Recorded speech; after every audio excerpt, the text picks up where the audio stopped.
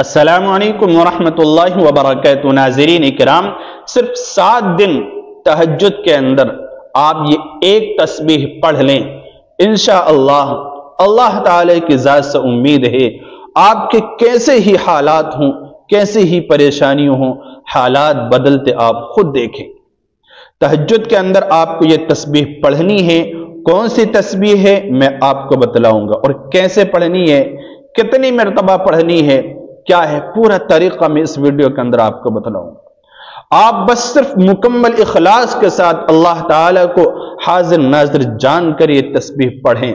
صرف 7 دن آپ یہ عمل کریں، انشاءاللہ آپ خود دیکھیں گے کہ کس طرح حالات بدل رہے ہیں، کس طرح تبدیلی آ رہی ہے، کس طرح پریشانیاں ختم ہو رہی ہیں، کس طرح تکلیفیں دور ہو رہی ہیں اور بیماریاں چھٹ رہی ہیں۔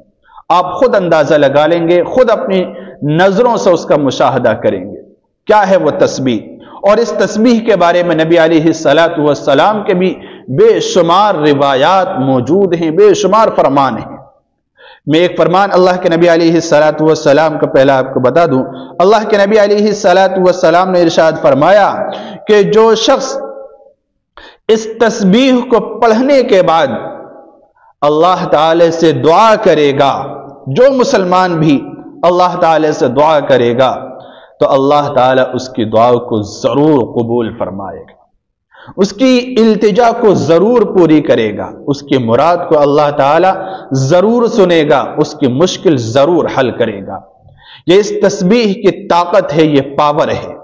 اور یہی نہیں، یہ تسبیح پریشانیوں کو دور کرنے کی طاقت رکھتی ہے، گناہوں کو معاف کرانے کی طاقت رکھتی ہے، اور حالات کو بدلنے کے لیے انتہائی مؤثر ہے، انتہائی مؤثر، بہت طاقتور تسبیح ہے۔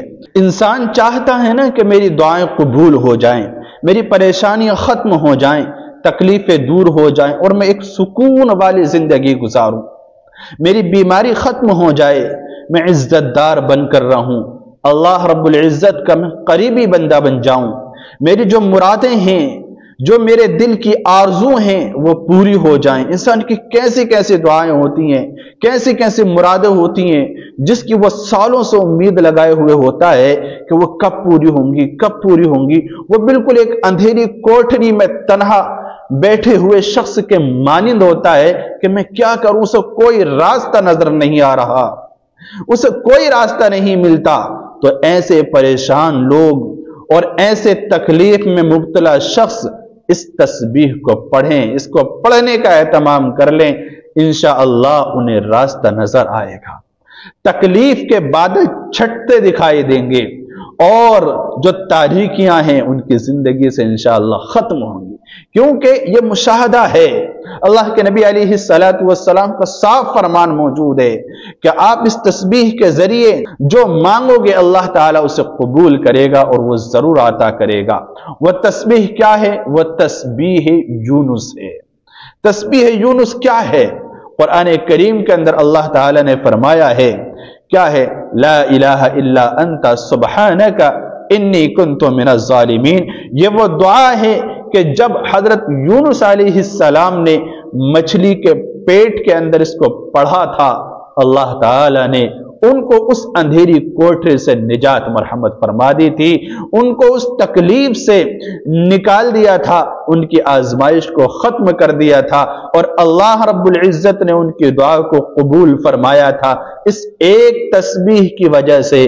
اس لیے کتنی ہی مشکلات ہوں، کیسی ہی پریشانی ہو، آپ اس تسبیح کو پڑھیے، لا الہ الا انت سبحانک انی کنت من الظالمین۔ سب سے بہتر طریقہ پڑھنے کا یہ ہے کہ تہجد میں جب آپ اٹھیں تو چند رکعت، یعنی 2 یا 4 یا 6 رکعت تہجد کی پڑھنے کے بعد آپ سب سے پہلے ایک استغفار کی تسبیح پڑھیں، اس کے بعد درود شریف کی تسبیح پڑھیں، درود شریف کی تسبیح پڑھنے کے بعد پھر آپ ایک تسبیح یا 1100 مرتبہ یعنی 11 تسبیح اس کی پڑھیں، لا الہ الا انت سبحانک انی کنت من الظالمین۔ اللہ رب العزت اس کی وجہ سے آپ کی تکلیفوں کو دور کر دے گا، پریشانیوں کو ختم کر دے گا۔ اللہ رب العزت आपकी आजमाइशों को मिटा देगा और आपकी जो मुरादें हैं उन्हें पूरी करेगा और दुआओं को कबूल फरमाएगा। अल्लाह रब्बुल इज्जत हम सब को अमल की तौफीक मरहमत फरमाए। अस्सलामु अलैकुम व रहमतुल्लाहि व बरकातुहू।